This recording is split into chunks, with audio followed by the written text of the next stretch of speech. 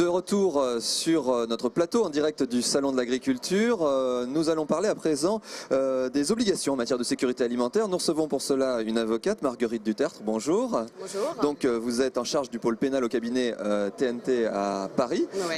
On va essayer de comprendre un petit peu donc, quelles sont ces obligations en matière alimentaire, de sécurité alimentaire. Et tout d'abord, une question qui peut paraître simple, mais qui a sans doute une réponse un petit peu plus complexe. Que doit-on finalement respecter quand on produit ?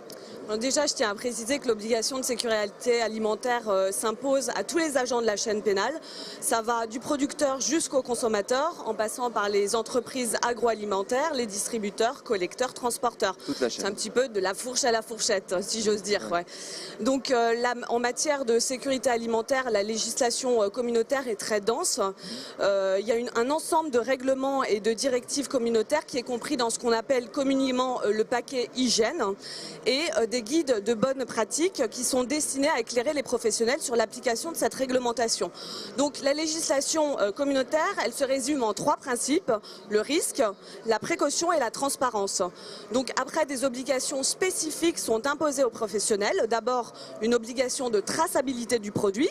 Ensuite, une obligation de respecter les critères microbiologiques et à cet effet de prévoir des plans de maîtrise sanitaire avec des mécanismes d'autocontrôle et des obligations de respecter tout ce qui est critères en matière de contaminants physico-chimiques pour en limiter la portée dans les produits alimentaires. Après, bien sûr, les locaux doivent être bien tenus pour respecter les règles hygiéniques et également tout ce qui concerne en matière de température et de respect de la chaîne de froid, toutes les règles d'hygiène qui concernent ces aspects-là.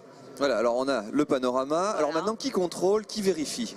Alors, c'est la direction générale de l'alimentation qui contrôle l'application de cette réglementation assez complexe par les professionnels. Donc ça se fait à 3 niveaux. D'abord, elle vérifie que les locaux respectent bien les règles d'hygiène. Ensuite, elle vérifie que les professionnels ont bien mis en place des mécanismes d'autocontrôle. Et ensuite, elle établit des plans de surveillance pour bien contrôler la présence des contaminants dans les produits alimentaires et bien sûr en limiter les effets. Alors la question sous-jacente de tout ça, c'est finalement qu'est-ce qu'on risque, qu'est-ce qui se passe si on ne respecte pas les obligations. Alors, il y a plusieurs sanctions. Ça va de la simple, si j'ose dire, sanction administrative à la sanction pénale beaucoup plus lourde. Alors les sanctions administratives, elles ont cours lorsque le professionnel n'a pas prévu des mécanismes d'autocontrôle ou que ces mécanismes d'autocontrôle sont insuffisants.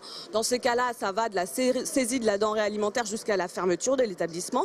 Il y a aussi des sanctions civiles qui sont prévues lorsque le distributeur ou le consommateur se retourne civilement contre le producteur et demande des dommages et intérêts pour manquement à l'obligation de sécurité, et les sanctions pénales qui là sont beaucoup plus sévères.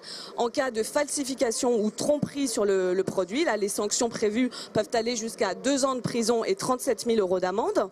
En cas d'homicide et de blessure involontaire, parce que c'est quand même très sérieux, là dans ces cas-là les peines de prison peuvent aller jusqu'à 3 ans de prison et 45 000 € d'amende. Et en cas de délit de mise en danger d'autrui, quand on fait courir un risque en manquant à cette obligation de sécurité à la santé de l'homme. Dans ces cas-là, les peines de prison vont d'1 an à 15 000 € d'amende. Voilà, on voit que les peines peuvent être importantes. C'est fréquent, c'est très rare. C'est assez fréquent, mais juste avec les crises alimentaires qui ont eu cours, de toute façon, là, il y a un contrôle qui est très rigoureux. Donc les professionnels doivent être très scrupuleux, vu les risques qu'ils encourent et qu'ils font surtout encourir aux consommateurs et à la population. Donc la sécurité alimentaire fait que... Voilà, exactement. La sécurité alimentaire, c'est vraiment l'affaire de tous. Il faut vraiment être très vigilant. Très bien. Merci beaucoup pour ce message. Merci. Je rappelle donc que vous êtes avocate au cabinet TNT. Merci.